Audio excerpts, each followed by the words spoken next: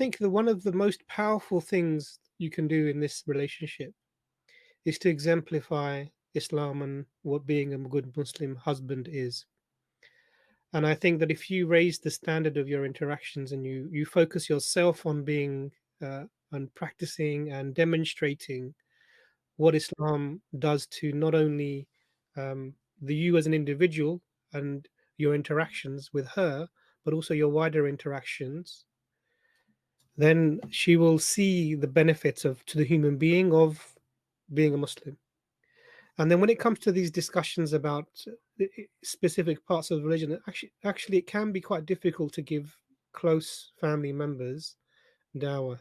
We find a lot with the Reva brothers, they and sisters, they go through a similar situation where it's very hard to give dawah to family members.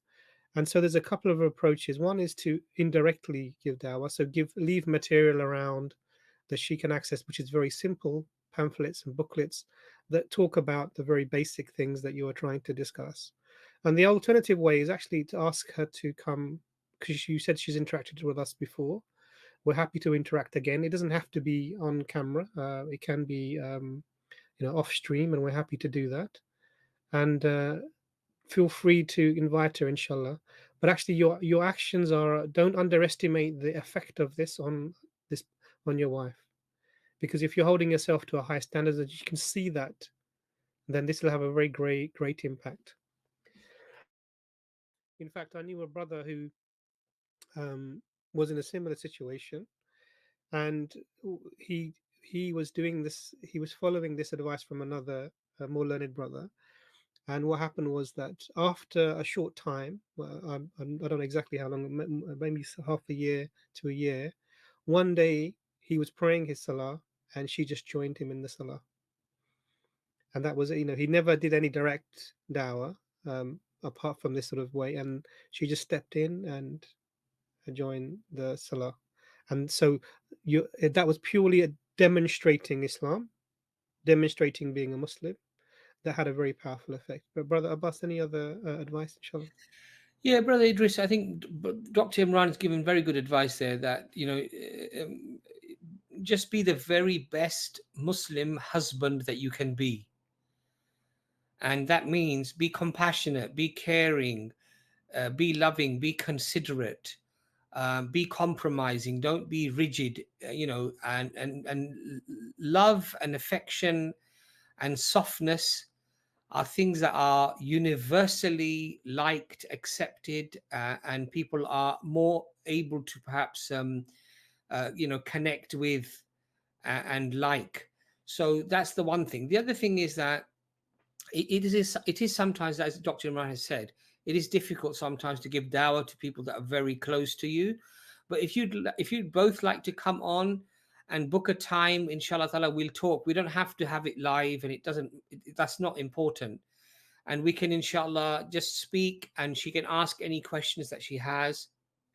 And, you can raise any questions that you might have. And inshallah ta'ala, we can maybe help her along her journey if she would like to do that, of course, but also do not underestimate the power of dua. Pray for her and pray for her iman. Allah opens up her heart, for Islam, of course, and guides her, inshallah, to Islam. These things can sometimes take time. They don't always happen overnight. So don't lose patience. Keep your dua, keep your supplications to Allah subhanahu wa ta'ala. Be the very best husband according to Islam that you can be. An honorable man, a man who is not procrastinating, is not lazy, who works, who helps his wife as well, who supports his wife as well. That's a manly trait. This is not on this. A lot of people, a lot of cultures, we sort of think, oh, helping out in the house or being compassionate and being caring is somehow, feminine traits. No, these are also masculine traits, because it shows that you have character, that you're not afraid to do what's right, and you're prepared to perhaps break out of cultural norms and sensibilities, because Islam actually supersedes all of that. And inshallah ta'ala, you're a strong man, that you actually, look after yourself, your hygiene, your you beautify yourself, you look after yourself in that sense as well. All of these things are a complete man in Islam, and inshallah ta'ala Allah will guide her and help her. And I'm sure we'll also ask the people who are watching the stream to also pray for your wife as well, that Allah makes things easy for her and makes it easy for you as well. So I hope that helps, Brother Idris. Oh yeah, definitely. That does. So the issue, so what I think, was like, yeah, alhamdulillah, I appreciate, your dua for that and your prayers for that. So the thing about, what I see is like as you said, everything I do, like everything. For example, I go to work every day. So, pray 10 times a day, read the Quran, fast Mondays and Thursdays. So, like, because like we do have a daughter and one along the way. So it's more like, I try to be as much of a husband and as a father as I can be. But, I must say, like, even trying to explain things to her and that she understands it, she gets it. The only problem is like she gets it, and then as soon as the tables turn to Christianity, then tables are like as if she never understood anything. Like it's more like I don't know anything. It doesn't matter. You're wrong. And I'm right. So it's more like it's more like that's more like a cycle. We're kind of moving Yeah. around, which I feel So like it's that thing, brother, about the direct dawah. So sometimes it's better if the direct dawah can come from someone else. yeah Because what you don't want to do is you don't want your relationship to be affected by the difficulty of the discussions every time it becomes an uncomfortable position. And let that come from. If there are people who are able to do that for you on your behalf, then allow that to happen, inshallah. yeah. And Because I was gonna say yeah, the same thing. Is like because like every time because it seems like we talk about the things. But every time that she's like, yeah, all you talk about is his religion. All you talk about is your religion being like better and good. So she like she just sounds like offensive, like more like yeah. fighting back. This is why you don't want to get into a defensive positions on either side. So the best thing is to not have the difficulty within the relationship of these discussions all the time. Now and then is fine if there's an occasion or she brings it up or something. That's a different thing. But there are other people that can help you, inshallah, in this, and let them be the ones that she's disagreeing with, and not let it be you, because otherwise you will drive a wedge between yourself and herself without intending to, which will have a bigger impact because you have children as well to consider, and ultimately, that's something that should be very carefully. You should balance the way you interact. So you be the good husband, inshallah. Do the things that you're doing, show the love that that you should be showing, and be merciful with her. Be good to your children, as I'm sure that you are, inshallah. May Allah make us all good parents and husbands and wives.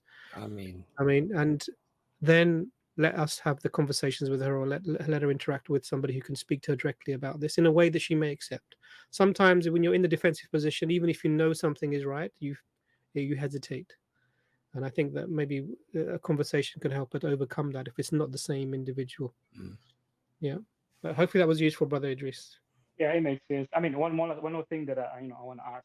So how like it's Christmas, right? Like it's tomorrow. So it's more like we have how like Christians are. They have all the things. Like, they have like holidays, which feel like they don't make sense. And try to explain that to her. She just grew up like it's more like attached to them. And also there's Christmas going on tomorrow, and it's more like she wanted me to go with, which I did not go. I said in the bar she took the kids with her. I mean the kid with her, but and so it's more like I feel like how because like I feel like every time I go to like her home, like I do have an effect because like her parents really like feel like they like me because of my character and how like I see things and how I do things.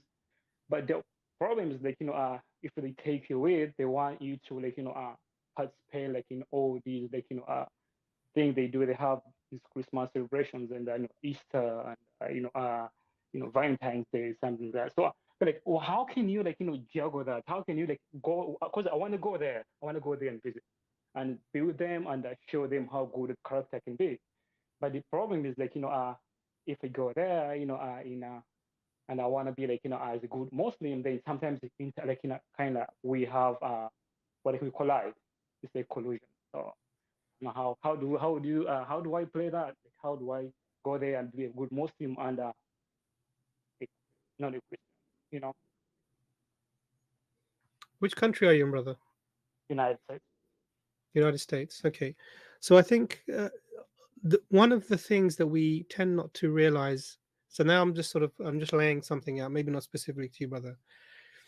Sometimes one of the things that we will run into when we don't think about the future when we're marrying is that we end up in scenarios that are like this. So we may find somebody attractive and we like them, and we are Muslim, and then when you're married, and I'm assuming you're not a revert, brother. Tell me if I'm wrong in this. When you're married, you've married them, and then you have to think about, we have two different worldviews. You want your children to be raised obviously as Muslims, and she is Christian, and she wants her children to be raised as Christians, and that's a conflict. And your children, unfortunately, are caught within this vice. Now, the thing to do is really what you're doing is to try and help her to, come to Islam by giving her the, your character and your behavior and your dawah. Now, when it comes to the Christian events, that's a different thing entirely. I mean, my only reason to attend anything like that would be to give dawah. I would not be there for any other purpose. But there is a difficulty in that you're married to a Christian. So I think what would be useful for you to do is to find out from a local scholar for yourself if there's any leeway in terms of how you can interact in these environments. Just your presence. So because we don't really do any acts that we could consider acts of worship for other religions at all within Islam, but your presence might be in this thing might be something different.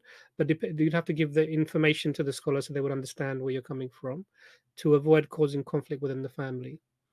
The other thing is that my only reason for being, because you don't want to demonstrate good character to a Christian. Generally you do, but that's not your purpose for going to a Christian event. You're going there, of course you have your good manners, but actually the purpose would be to try and give them information that would help them to understand either the error that they're in or the fact that Islam is true, something else like this. But you need to balance that now with your family dynamics, because you don't want to be offensive to people that your wife may hold in respect, especially when you're going to an event that they're organizing and hosting. So what I would suggest is send us an email, brother. What we'll do is we'll find someone in your local area where you're based to see that you can discuss with the scholar to see how you should be in this scenario, because it's a little bit complicated for you. But what I'm doing is just using your example to say to people that you have to think before you marry someone who is not of your particular religious persuasion. You have to think that far ahead of how will my kids be affected by this relationship? How will I ensure that they are raised as Muslims? Mother, brother, may Allah make it easy for you. And please email us. We'll put the email on the screen, and please email us, and then we can advise you further, inshallah.